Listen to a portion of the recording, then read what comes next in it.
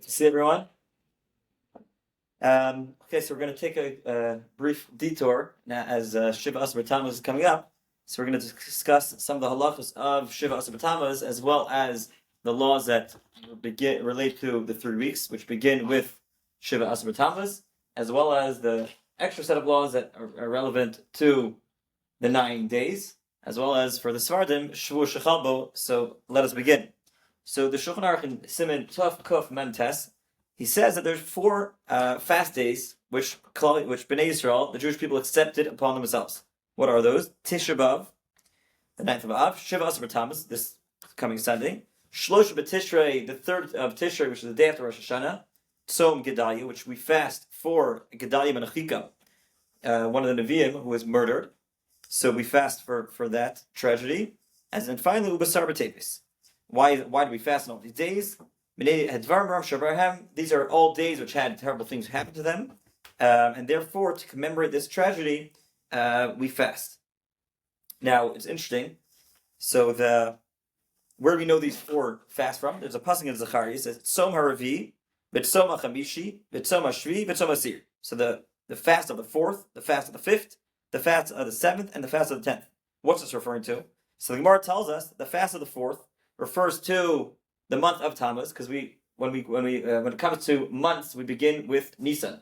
The new year starts the month of Tishrei, Rosh Hashanah. But regarding them, when we count the months, we start from Nisan. So therefore, Tammuz is the 4th. Nisan, Iyar, Sivan, Tammuz. So it's Tammuz. Tzom HaChamishi is the 5th month, which is Av, which is Tisha B'Av. Tzom HaShvi, the 7th month, is Tishrei, Tzom Gedalia, that we mentioned. And finally, Tzom HaSir, the 10th month, is Asar B'Tevis.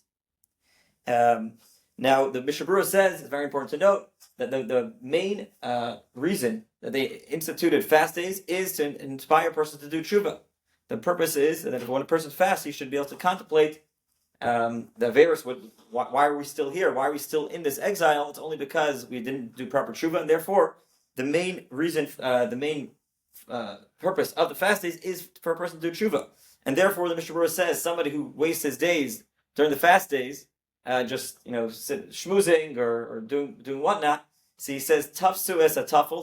He's holding on to the secondary part, the least important part, and he's forgetting the main purpose of the fast days. And therefore, it's important that we shouldn't waste fast days, but rather we should use them as a time for tshuva and repentance. Okay. Now, what happened? So let's discuss for a moment specifically Shiva Asar B'Tammuz.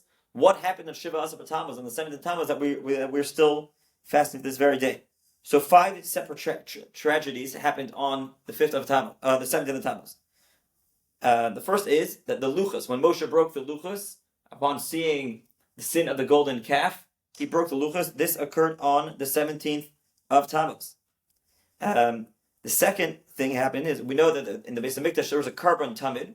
There was a carbon that was brought tamid, which means always. It was brought every day. That stopped.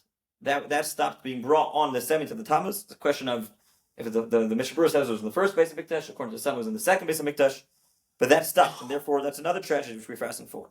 The walls came down on the Churban B'Asheni, and as well as Apostomus, he burnt the Sefer. He burnt the Torah. This was the Sefer Torah that Ezra brought with him. The Sefer Torah which Ezra Sofer brought, it was burnt on the 7th of Tammuz.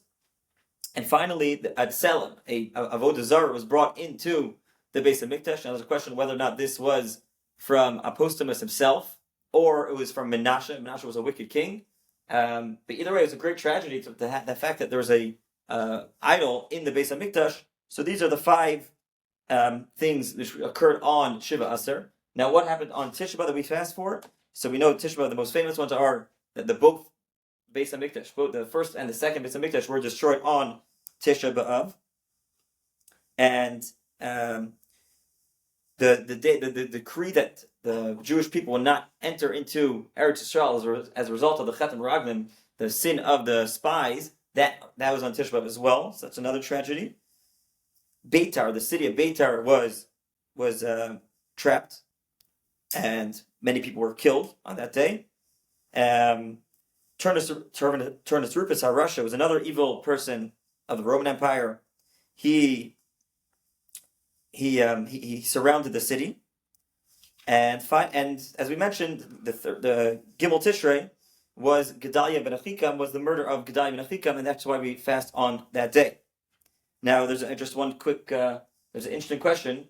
Does a chassan have to fast, if it does a chassan, whether it's on the day of his chuppah, or let's say during the Shevrach, does he have to fast on one of these fast days? So, the Ritva, one of the commentary, one of the Rishonim, he writes that a chassan does have to fast. However, unless it's a nidcha, we know there's a concept called, let's say, Tisha B'Av or Shiva Asar falls out on a Shabbos, we push it off until Sunday. Or so anytime it's a nidcha, so it has somewhat of a lower status, and therefore a chassan would not have to fast as a nidcha. Now what's interesting is when we mention Tzom Gedaliah, so we fast Tzom Gedaliah on the 3rd of Tishrei. Now it's interesting because when was anybody know when Gedaliah was actually killed? On Rosh Hashanah itself.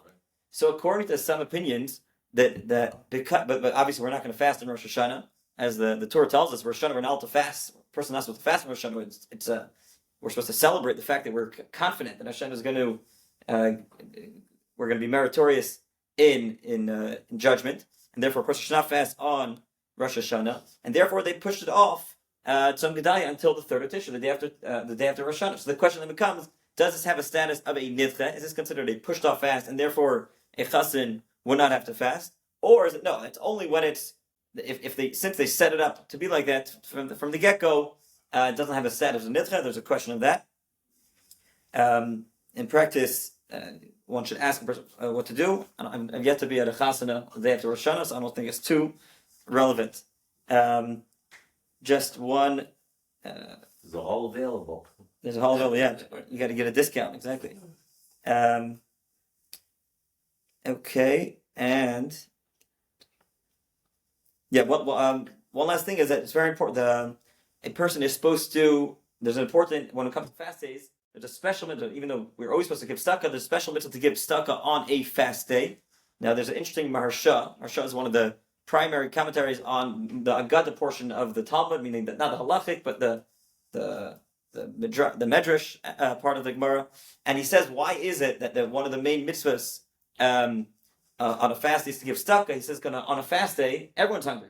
So finally, you're able to relate to what a person who doesn't have enough money, what he feels like the year round. And therefore, it's extra important. As Jewish people, we're supposed to be extra sensitive. So when we feel that, we're supposed to be extra sensitive. Additionally, he also says, interestingly, that that a person wants to, let's say a person fasts. So he gets reward because it's hard to fast. But there's still that part of him. He says, okay, well, at least today I saved $20 of food, right? So in order to get the complete reward for the fast that he does, he gives that money away. So he didn't even save money, and that's how he gets the full reward for the fast day.